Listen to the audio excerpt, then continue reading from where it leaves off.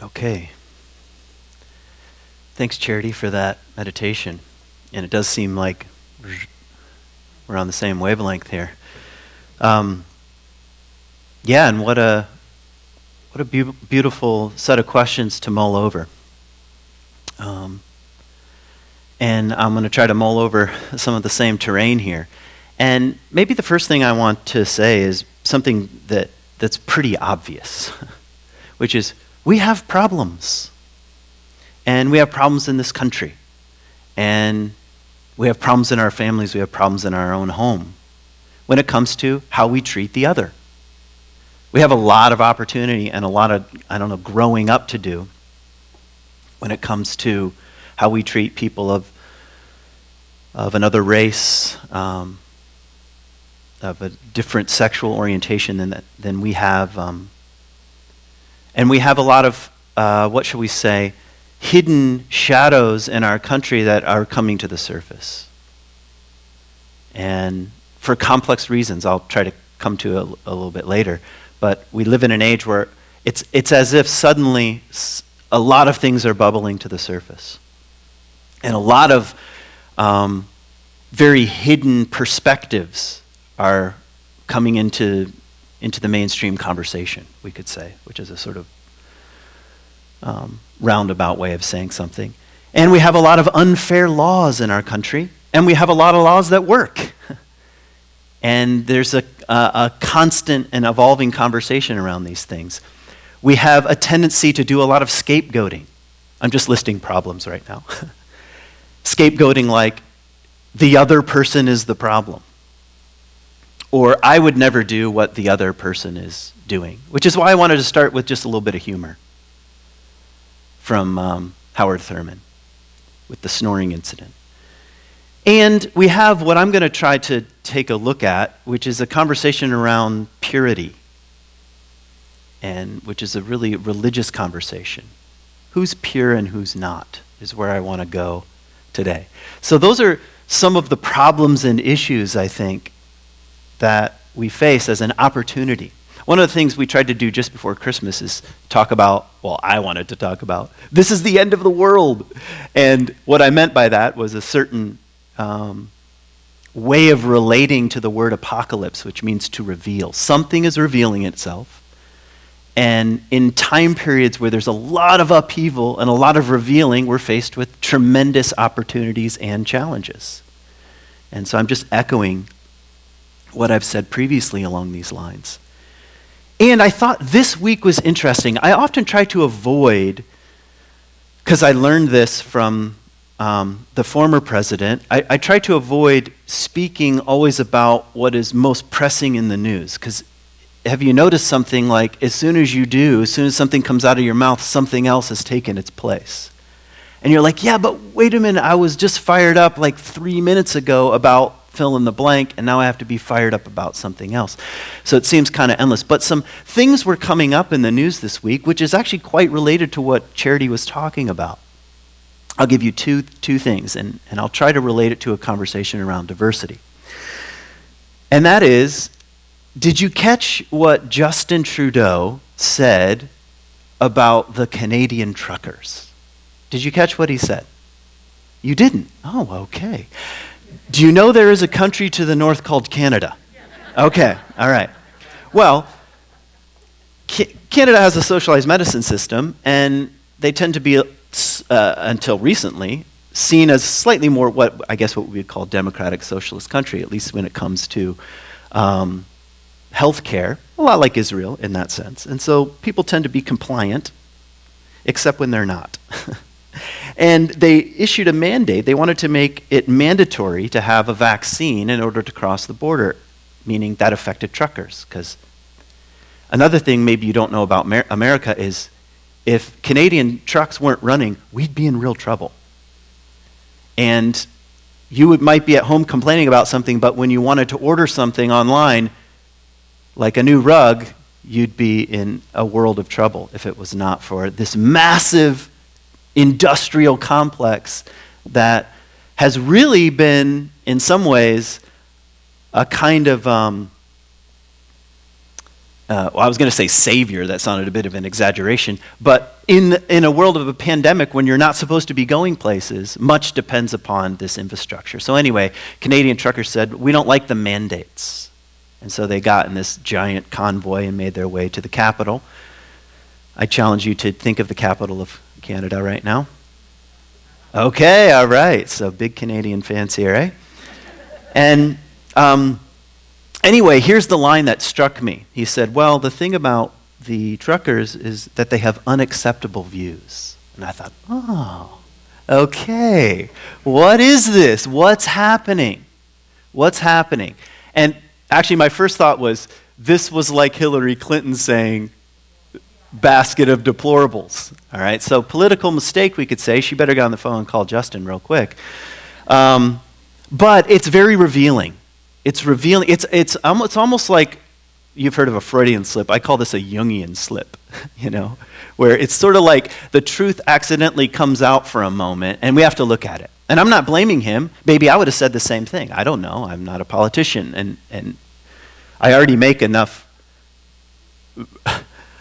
verbal slips as a public speaker that I would be in real trouble if I was a politician. So anyway, okay, this is worth thinking about. What is an unacceptable view? Really? And what do we do with people who have differing views? It's one thing to have a conversation around diversity when it comes to ethnicity and race and religion, but what about what seems to be really pressing on us right now? What about people who hold different opinions, who have completely different ideologies, who draw different conclusions around the same kinds of information or the same complex nature of information right now? By the way, this is just an aside, what the heck is misinformation? Does anyone ever stop and say, what is that? I'm sorry, I went to elementary school, and I went to high school, and I went to college, and I went to graduate school, and my major was English. I never heard the word misinformation, and now I use it. Oh, that's misinformation. Well, is that a lie? Is it alternative information? What is it? Oh, it's disinformation. What the heck is that? Anyway, that's just a soapbox for a moment. These are things worth thinking about. What is the nature of information? Where does it come from? How do we label it? What's an acceptable view? What's an unacceptable view? According to who? Like, that's the question around banning books. It's the same kind of question. Well, we determine, whoever the we is, what the acceptable books are and what the unacceptable books are. And who is in the position of power to make those calls. So all these things press against something. So that's one issue that came out. The other issue that came out was Joe Rogan. Now, if you don't know what I'm talking about, just consider yourself lucky. But afterwards, you're going to say, well, I'm going to go look it up. All right. Joe Rogan is a comedian and an MMA fighter who has a podcast. And he's one of the first people who really has explored long format podcasts. You've heard people have 15-second attention spans? Well, his podcasts range from 3 to 4 hours. All right? And at least, minimum, 20 times more people listen to Joe Rogan than CNN. And he's one person. So, anyway, now if you don't know who Joe Rogan is, you're definitely going to want to look him up. So, anyway, Neil Young, who was like next to Eddie Vedder, rests somewhere in the sainthood of my heart, okay? Keep on rocking in the free world, said, you have to, pull all my music off Spotify because I don't want to share a platform with Joe Rogan. So, not such a free world after all, we might wonder to ourselves.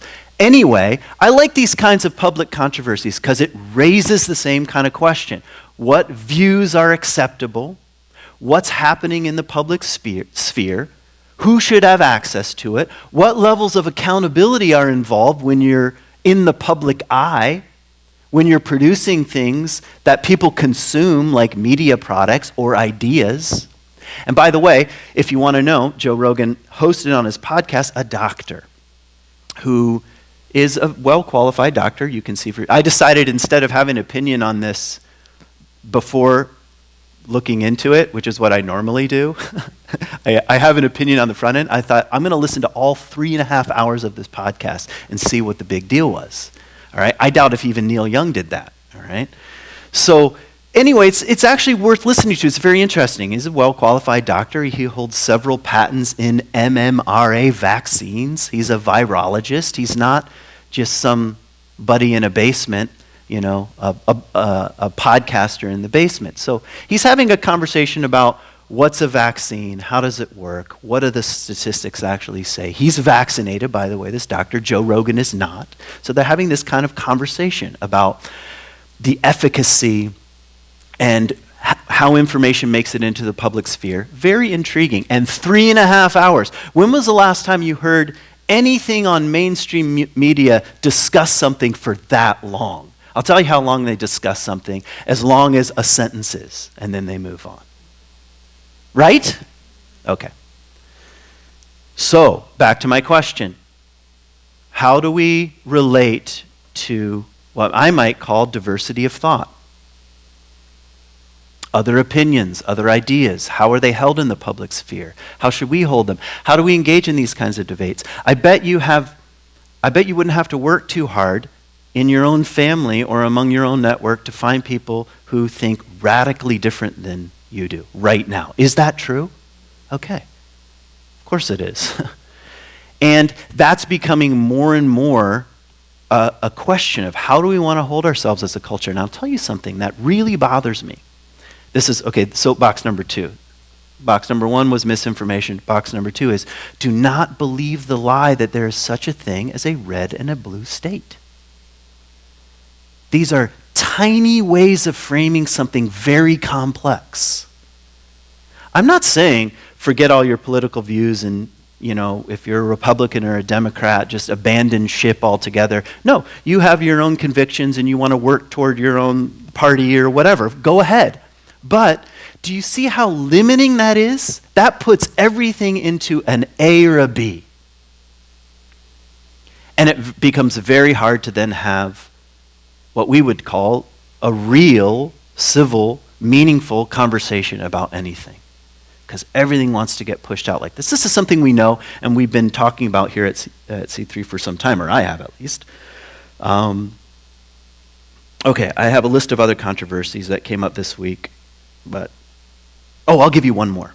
I was listening to CNN, and a CNN commentator was referring to the people who are vaccinated and unvaccinated that are having this conversation, and this came out of her mouth, and I thought, this is interesting. Those of us who are enlightened are, I was like, oh, okay, so here we go. And enlightened, that's a religious term, and this is what really started getting the wheels turning for me. Wait a minute. Somewhere back here, we're framing this in religious terms. Enlightened, unenlightened. Righteous, unrighteous. And here's where things get really sticky, which is what I want to focus on. Pure or impure. Okay? And you can see it right away. Those who have the vaccine are pure. Or those who do not have the vaccine are pure. Do you see what I'm saying? Where is all this coming from? And as soon as you throw in religious language and what I might even call a psychologically religious perspective that's hidden, then everything goes up to 11. To quote whatever that movie is. What movie is that? Yeah. Spinal Tap. Okay, everything gets cranked all the way to 11. Why not 10? Well, because the amp goes to 11. That's why. Why not just make the sound louder and have it be an 11 sound, but have the amp go to 10? This is the discussion they have in Spinal Tap. So because it wouldn't go to 11. It needs to go to 11. So anyway, that's what happens in the culture. It just gets cranked all the way up. And how free, or is it even possible to separate ourselves out from that kind of fervor, religious fervor? We're the enlightened ones. Those other people are not the enlightened ones. We've got it right. We're righteous. We're reading the information righteously. Other people are reading the information unrighteously, whatever the case may be. So I want to explore this just a little bit. I'm going to go kind of fast because I want to hear some good songs here at the end. So I'm just giving a cursory discussion here. So first of all, kind of an aside, but it's related. So I have a friend, Peter Rollins. He's been on my podcast before. I don't have as many listeners as Joe Rogan, I'll just mention for my podcast. Anyway, Peter Rollins is a philosopher. He's from Northern Ireland. He's an existential philosopher. And anyway, it doesn't matter. And one of the things that has been interesting in our ongoing conversation over the years is that, Ernest Becker's book, The Denial of Death, I think it's called? Some of you are like, no. Oh, it's a great read, okay? Anyway, his major challenge to religion, he says that religion is rooted in the denial of death. Okay? Maybe you've heard that phrase before. All right? But Peter Rollins says, no. Religion is not rooted in the denial of death. Religion is rooted in contagion and purity. That the fundamental core of all religions, he says, is who's pure and who's not. So I want to explore that. And that might have something to do with the denial of death. We don't have to get into the conversation, but he's sort of playing with that. No, don't think it's just about denial of death. It's about who's righteous and who's unrighteous. That's really the foundation of religion. And the question is, where does that come from? And I'm going to give you, this is the McDonald's, Kent Dobson, drive-through version of the history of religion. Are you ready for it? All right? Remember, McDonald's, all right? This is not a scholarly, investigation here. But here are my observations. I've got 6 points, all right? The first is that with human consciousness, and all I mean is that we're aware, that's all I mean right now, with it comes the awareness that there's such a thing called chaos. All right? Your dog, maybe your dog is smarter than my dog, and my dog is very smart, okay, is probably not aware that the universe is at least partly chaotic. It's not having an existential crisis. Like, what is the meaning? I can't find my bone. What is the meaning of life? All right? It's not going there. But human beings, part of consciousness, require some attention to chaos. Like, we're aware, and let me say it more plainly, that we're not in control of everything. Now, also with consciousness comes some understanding of order. Like, okay, there are predictable things. If I pick this up and drop it, it's going to fall. That's order.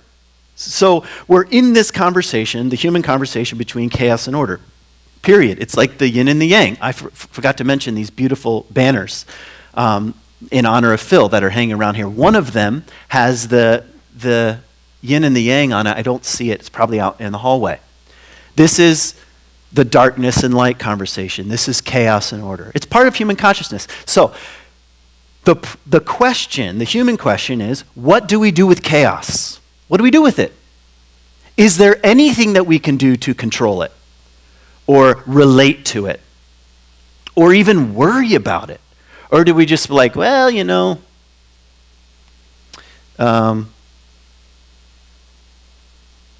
I was going to cuss, so I'll not cuss. Stuff happens, all right? Just stuff happens. And that's just it.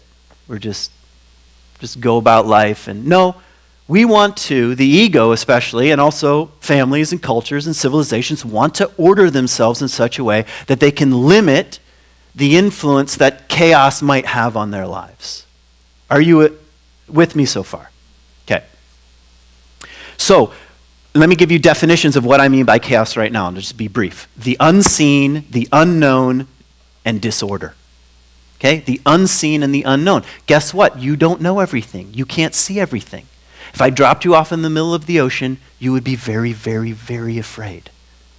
Because you don't even know what's down below you. Right? Well, that's what life is like, at least to a certain extent. All right, point number 2. We create defenses against chaos. All right? Now, we create them culturally, but we also, amazingly, evolution creates them. And one of the fundamental mechanisms for relating to chaos is the instinct of disgust. All right? No one told you how to be disgusted. It's not like your parents, when you were 6 or 7, are like, okay, sit down. There are some really gross things out there, and I'm going to show you a slideshow of them. And every time one comes up, you're going to get really disgusted, and you're going to go, ah! Okay? No one taught you that. And actually, evolutionary biologists have noticed something very interesting about disgust. The facial expressions related to disgust are universal across all races, all ethnicities, all socioeconomic classes, in every place of the world. That ought to surprise you. Infants, we're talking about. Where did they learn that? I'm going to say evolution. Why? Because certain things are harmful. Certain things are chaotic.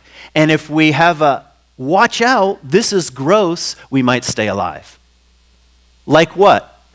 I don't know. Rotten fish. All right? Besides the Finnish people, who we might have questions about their relationship to fish, besides them, everyone else, it's this disgust reflex. Or it might be, slightly different, the kinds of things that you're disgusted about. But what I'm saying is, where did you learn that? Well, I don't know, 200,000 years, 2 million years of human evolution. So it's not like you can just get over it, all right? Just one day, I'm just going to be enlightened and let that go. It doesn't really work that way. So we create defense mechanisms. One of them is disgust. Actually, Professor at Grand Valley, who teaches, Michael DeWild, gave a talk here once and was talking about how the same thing is true of infants in their facial recognition of skin color. That there's some kind of association in young people that they're infants, that they're attracted to people of the same skin color. No one taught them that. And he was saying that's what makes a conversation about race complex, because there's an evolutionary component to it. There's a reactive component to it. And we ought not to forget that. So anyway, what's my point here? These come from evolution. But here's what happens once those start to make their way into society and into culture. We divide the world up, I'll just be very general, between things that are safe and things that are unsafe. Makes sense, right? You're like, I don't know if I'm going to agree to this because I don't know where he's going. But that's what we do, all right? We make things safe and unsafe, or pure or impure, or clean or unclean. So here are the things that we become. This is my point number 3. Here are things that all of a sudden surface as very important. What's my relationships to things that are dangerous? What's my relationships to things that are contagious? Okay, what's my relationships to things that are impure? Might harm me in some way, or repulsive. And I'll just add one here. What about other people that I think might contain any of these things? Danger, contagion, impurity, or I'm repulsed by them. What do I do with them? We call them the impure or the unrighteous, and they become the enemy. So now I'm getting a little deeper into, I guess, sociology at this point. Now, point number 4. Enter religion. Religion has a tendency to institutionalize these things. All right? To put borders around them. What's a natural instinct? To put borders around them. I ain't even saying it's wrong, okay? It tends to say, well, because the world is contagious and potentially impure and dangerous, we're going to do everything in our clan to protect ourselves from that.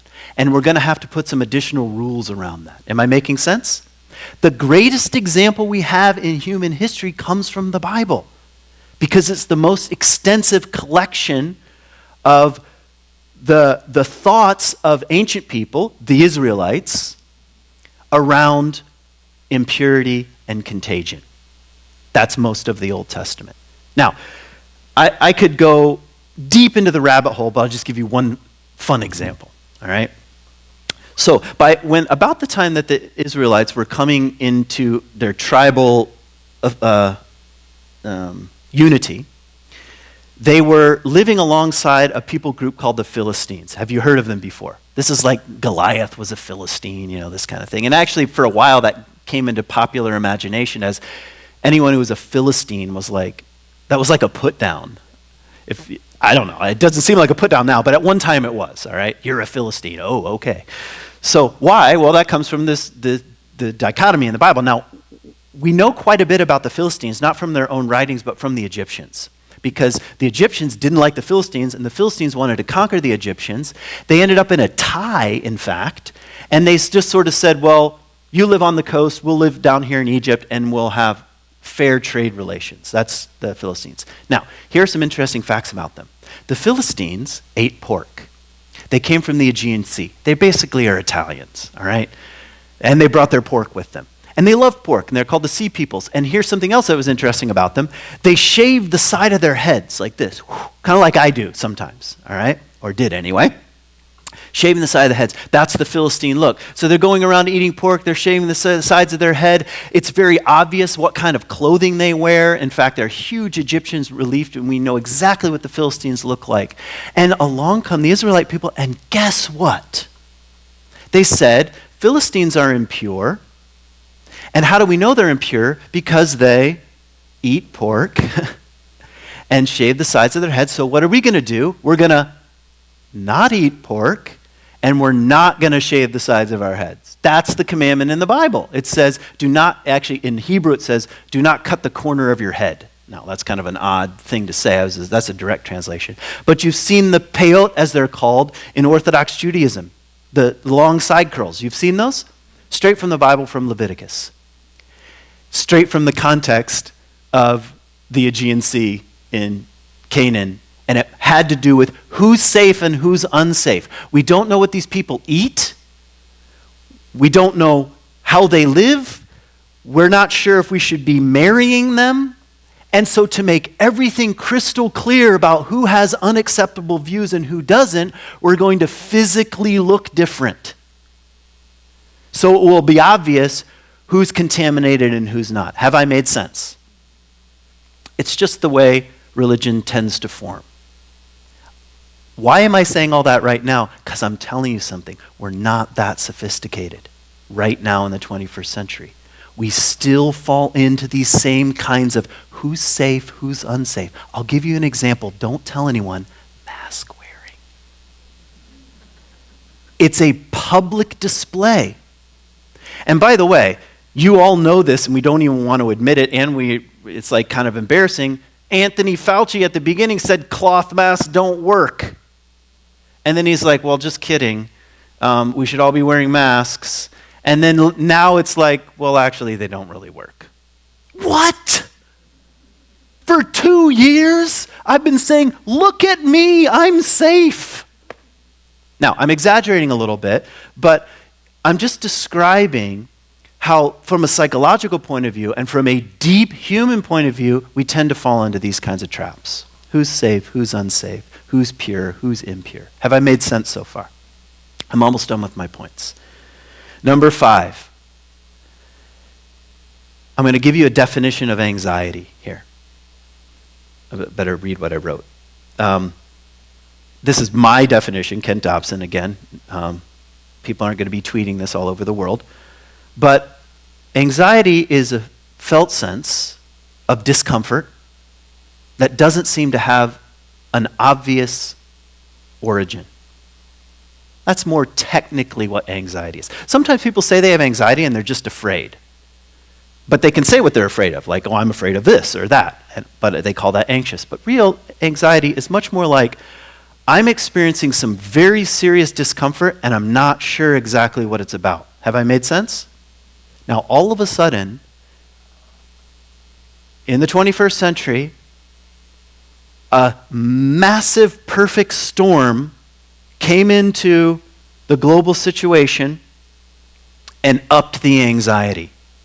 It had to do with the election in America. It had to do with the future of this country. It had to do with the transition of power. You mix that with a global pandemic that no one can see. We don't know where it is. This goes way back to our evolutionary primal ancestors not knowing what's harmful to them. And you say, well, we know it's a virus. What the heck is a virus? I don't know what one is. It's not like I went outside and I saw one walking. Oh, there it is. You know, it's still mysterious to us. It's still in the realm of the unknown. Even if you are smarter than me and could maybe draw the sequence of one. I don't know. Can you draw a sequence of a? You don't, someone's like, I have no idea. Yeah. Okay, you get what I'm saying. I'm saying we live in a perfect storm right now where the anxiety all of a sudden got ramped way, way, way up, and for understandable reasons. And as soon as the anxiety goes up, guess where people go? They go backwards. I go backwards into who's safe, who's unsafe, who's pure, who's impure, who's righteous, who's not righteous, and we divide the world up like that. It's almost a kind of reaction. So, here we are, 2 years into a pandemic, and a perfect storm. That was my point number 6. And I'm going to go right to my concluding points, because you might say, so what? Why are you assaulting us with all this stuff? I want to come back to what Howard Thurman had to say. Sometimes a little humor is needed. And when we start getting so worked up about the other person, it sometimes blinds us to the fact that we're guilty of the same kind of thing. It's just more hidden. Snoring is a great example. We should rid the world of all snorers. Meanwhile, we're not even aware that we're doing it. You have to really ask that kind of complex question. Am I guilty of the very thing that I'm accusing other people of? You know? Those people over there don't accept the truth. I don't accept that they don't accept the truth, which is the same thing as I'm not accepting the truth. Do you understand what I'm saying? We work ourselves into this kind of thing. So here are my concluding suggestions, just to begin a conversation around diversity, a diversity of thought, the fact that the world is more complex, and we're around a lot of different kinds of people and ideas, that we need a fair amount of soft flexibility here, what we might call humanness, and a little bit of a deep breath around some of this stuff. This is my suggestion. We need the willingness to say something like, what's in the other might be in me.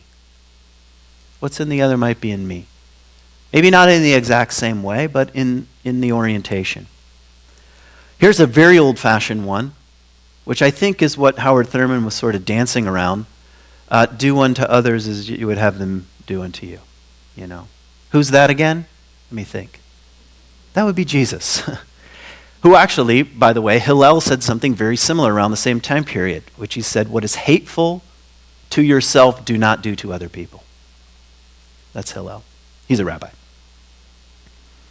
And something that came up in pre-talk that I thought was worth mentioning, and I decided to make this my final point, that things change very slowly. And worldviews change very slowly. And I think that's important to keep in mind. It's not saying the particular values that we hold, that you hold as an individual, as a community, aren't worth working toward. They are. But certain recognition that things take time. And just screaming about one point of view and condemning everyone else who doesn't have that point of view doesn't seem to be helping all that much. Would you agree?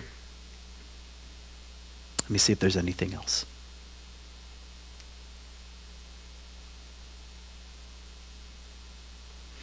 Just want to read the very last line of this essay, and then we'll listen to some good tunes.